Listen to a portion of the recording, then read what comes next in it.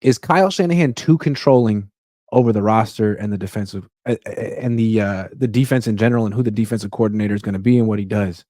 I mean, he's kind of like the dictator of this. He's the emperor of Santa Clara. His dad was the emperor of Denver and then Washington. I would say yeah. What do you think? I would say yeah. And what I mean by he's controlling over the roster, right? When you have a coach who falls in love with the player that he watches on film after the season, right? You have scouts and you have your executives doing the work throughout the entirety of the season, and not just doing it after the season and trying to pin guys that they love. Kyle finds someone he loves and says, you know what, I need to take this guy in the second or the third round. That's how I study the draft. I turn on the tape now and I develop crushes on players really quickly. But these scouts have known these players since they're freshmen, and you know what I'm saying? Like, anyway, sorry to cut you off, but yeah, I just want to say something I have in common with Kyle, how we scout players. You're good. So like for me, I'm looking at him like, you can't do that, and that's where he becomes too controlling, and that's where you have a lot of players to be misses. Cameron Latu, like all the offense, Kyle has a lot of say in the draft. People tend to think he doesn't. He has a lot of say in what he's drafting for on offense. Danny Gray. So when you look at that, like for me, I think that's a huge concern because you're not letting your scouts and your executives do their job the right way. So for me, I think that's controlling. What was the Danny Gray story? Wasn't it Kyle was in Cabo and he ran into Sonny Dykes, who's the coach at SMU? SMU. And he was like, "Hey, Danny Gray is really good." And Kyle's like, "Word." And Sonny Dykes was like, "Word." And he drafted Danny Gray. Isn't that the story? He got a tip at a buffet from Sonny Dykes. I'm just saying, I think that's the story. That's crazy. Proceed. That is so, like, exactly right. Like you fall in love with a player just because someone tells you he's good. You end up drafting him, and then when during free agency off season, your team offense really doesn't get much better because you already drafted good players. You don't evolve as an offense. You don't add any new little tricks and stuff like that. You like to tell your defensive coordinator, you cannot do this on defense. You can't do this. This is what you're going to run. You hire a defense coordinator and tell him, hey, you know what, Steve Wilkes, you've never ran this defense, but you got to run this wide 9, cover 3 zone scheme. That's Fred Warner. He'll tell you. He'll tell you how to do it. Ask Nick Bosa. He'll got you. He got you. Oh, you like to coach in the box? Guess what? Come down here. Guess what? I want to see you, and I want to tell you, no, you can't run cover 0. Yeah. When you're trying to run cover 0. All right. So for me, I think it's too controlling. Like you can't really look at him and then we give them all the credit when they're succeeding and when they're doing great.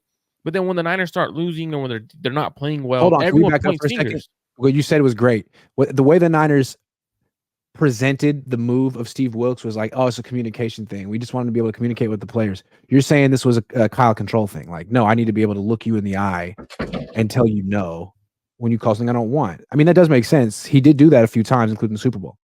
Yeah, I personally think it was more so Kyle wanting to look at him down the line with his headset. You know how Kyle does, down the headset and say, "What are you doing?" Like truly, and excuse my language, but that's literally how I see Kyle. Literally, like I want to make eye contact instead of looking up to the booth where I can't see you. Right. Where we can make eye contact and like, hey, get your stuff together. Your defense is being terrible right now. My offense is great, even though I can't score more than 20 points in the Super Bowl. It's your fault. That's how controlling I think he is. And to be honest, like it's. For example, you're such a great offensive mind that you think you don't need to invest in the offensive line because you could scheme around it. He said that personally when he said, we're fine with Colton McKivitz because you could scheme around stuff like that. Well, obviously you can't. That's controlling. So the question to me is, why is Kyle so controlling? How controlling is he? I don't think people realize how he has his hand in literally everything in the organization. I think his dad was the same way in Denver. I mean, we've heard that he's like in an office like Scarface. I mean, not just like Scarface, but kind of like Scarface with a lot of TVs, and he can tap into every meeting and not just listen, but like talk. Be like, nah, it's like this. That's incredibly controlling, and the Niners like it because they have to. They work for him. But man. But why is he like this? And is it a good thing? It doesn't seem like Andy Reid is like this. That was an interesting story. I mean, when you hear, the surveillance thing, that was intriguing. I do think, it brings a completely different realm because you just don't think that that's something that goes on in the locker room. Sure, it's a way to hold him accountable and things like that. I do think Shanahan is controlling.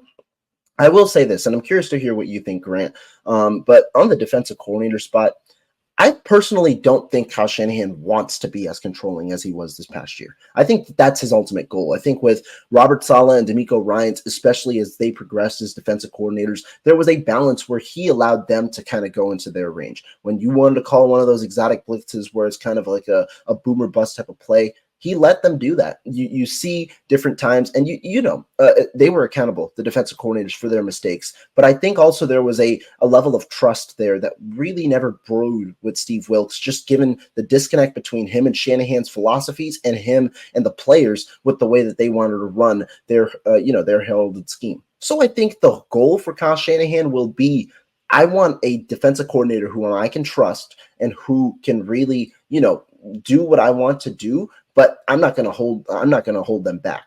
Unfortunately, right now, and this is something when you talk about the defensive coordinator talk, is usually what you need for those guys are experienced guys who are proven, who can lead or who can have some sort of energy. If you're hiring someone from internally, there's nobody in that room right now with real play calling experience as a defensive coordinator. I think that there are a lot of intriguing candidates, but there's nobody with play calling experience. Now, I don't think that that's as important. I don't, because the last two coordinators never had play calling experience either. But in a year where it's extremely crucial that you hit on this defensive coordinator hire, because in my opinion, this window is really, like, with this core is really just this next upcoming season, puts increased amount of pressure, and you wonder, is there going to be more involvement from Shanahan on the defensive side, knowing how crucial this upcoming year is? Is it my turn to talk again? I keep forgetting. Go Yeah, for he's it. too controlling. Yeah, Marco did go first. I don't understand why he's like this. I mean, it seems like you're in year 8. You should be delegating. You should be doing less at this point. You should be much more of a head coach than you were early on. And we understood when you came over, like, hey, I'm just going to sort of stay in my comfort zone and call the plays and be an OC and sort of have Robert Saleh who takes care of that side of the team, and we'll work it out. But now it's like year 8. Why can't you be more like Andy Reid? He's the gold standard. He's not super anal and controlling like you are. At least it doesn't seem like it. Seems like he empowers his players and he beats you in the Super Bowl. So why don't you try to be a little bit? I mean, that's my thing with Kyle. Is this a character flaw, or is he going to grow out of this, or is this just who he is? It might be who his dad was. And what's crazy about his dad in Denver, he had that success early. He didn't lose a Super Bowl like Kyle. He went to the Super Bowl, won him, and then got more and more power in that organization. And a lot of people say Mike, the GM, got Mike, the head coach, fired. He was one of the original guys who wanted to buy the groceries if he was going to prepare the dinner, that kind of stuff. He got all the power in Denver, and it wasn't great. Kyle's always had all the power in the Niners. And when people say, hey, maybe he's the next Andy Reid, well, maybe that's true. Maybe he needs to leave and go to an organization where he doesn't have ultimate power and he has to work within a structure of a front office that's accomplished something. Maybe won a Super Bowl. Maybe that'd be the best thing for Kyle. I don't know. Because on this team with Jed York running the show, it's always going to be Kyle running the show. You could argue he's always going to have too much power here. How are you going to take it away when you've given it to him day one? And that's the issue. He was given this power day one, right? Like, obviously this is something when you grow up in a football family, you're the head coach's son, you get an offense coordinator job a lot earlier than most. Is he 29? 29.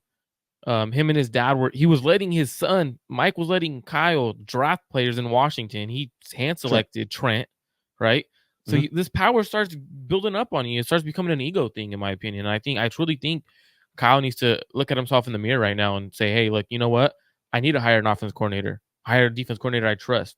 Let me have someone where I don't have to be in all the meeting rooms.